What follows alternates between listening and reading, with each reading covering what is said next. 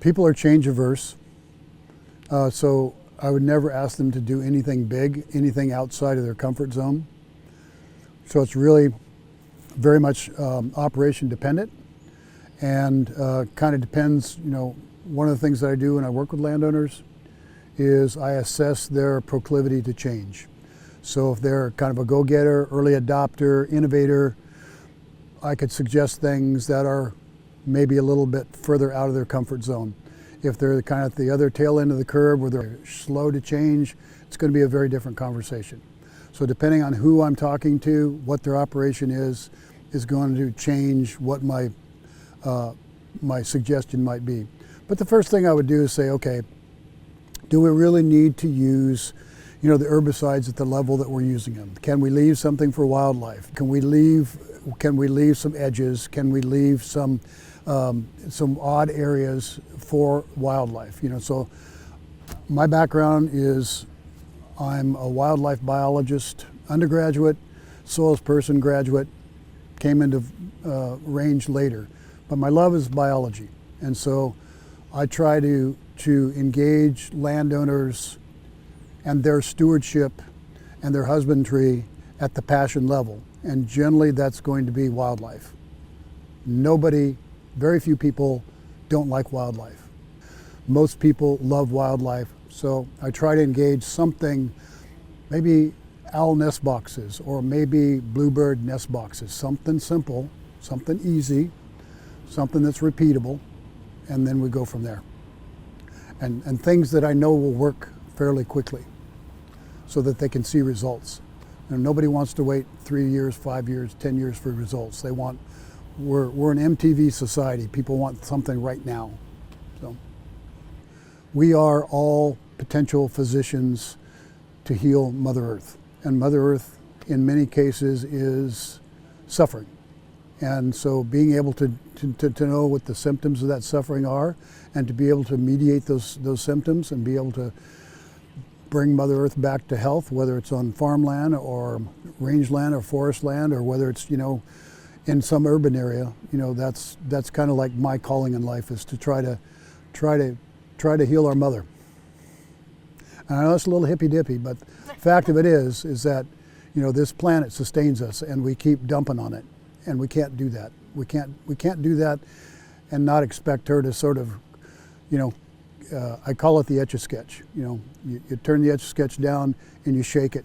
And Mother Earth does that by having fires or avalanches or diseases or other kinds of things where she says, I'm fed up. It's time to shake the Etch-a-Sketch and start all over again. And she does that with regularity. People just aren't smart enough to understand the language of nature to figure out what's going on. And so I try to the extent that I can, interpret what the land is saying for the landowner, the land producer, or the land manager, and say, got some issues here. And if you want to keep your long-term viability, you got to pay attention. Okay? All of us, every human being on 8.5 billion of us on the planet, and everyone before, have the same 11 systems. Okay, so we got our skeletal, our muscular, and our digestive, and our nervous, our endocrine, our reproductive, our excretory, all these things. Okay, so does the planet. It's got the water cycle. It's got nutrient cycles. It's got photosynthesis. It's got energy flow. It's got biotic integrity. It's got succession, plant succession. All these things. So how are they doing? So as a land doctor, you're looking and saying, there's no new trees coming up. Succession's not working here.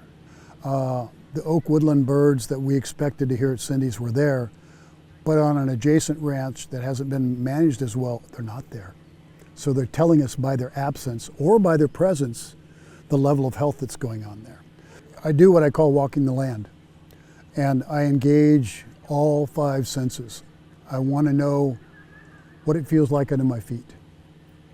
Is the soil like cement or is it spongy? I want to know, what did I just hear? Was it a cricket?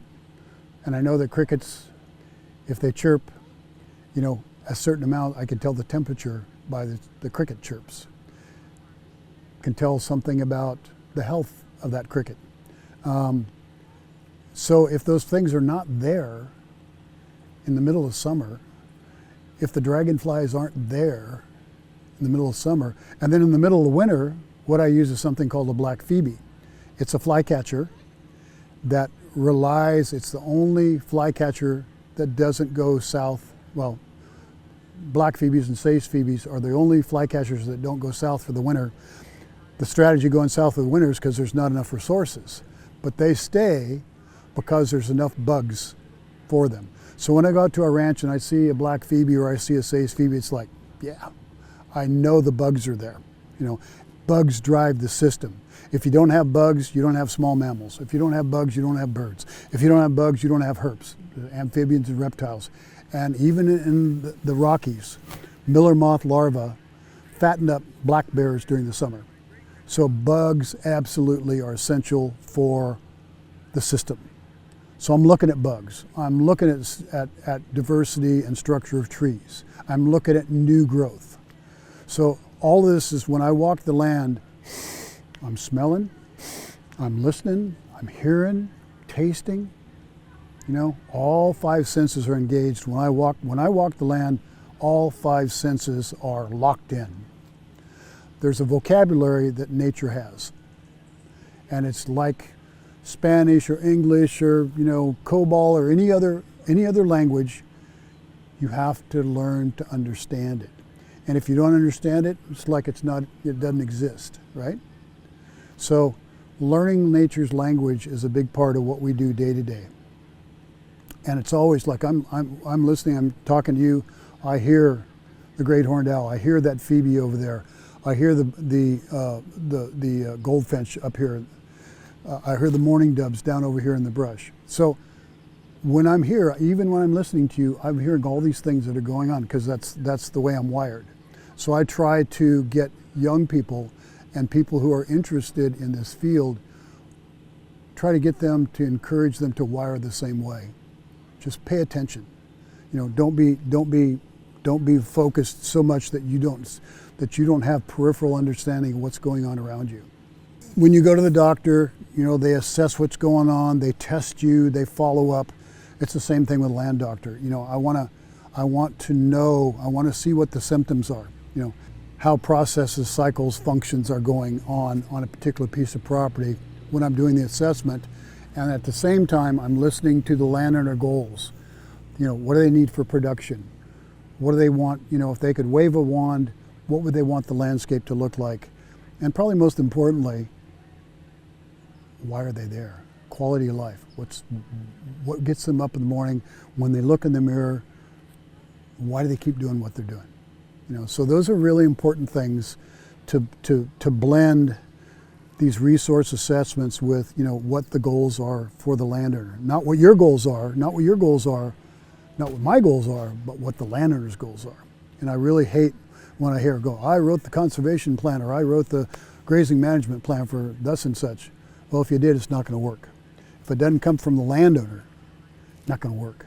See, and so that's where the words to me, stewardship and husbandry, animal husbandry, plant husbandry, forestry husbandry, those are just other words for passion. So we operate at this level most of the time as technical people, we intellectual level, but this is where it happens. You got to engage, build trust, and be able to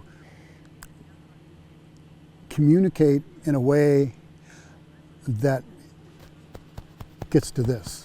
And then you start making progress.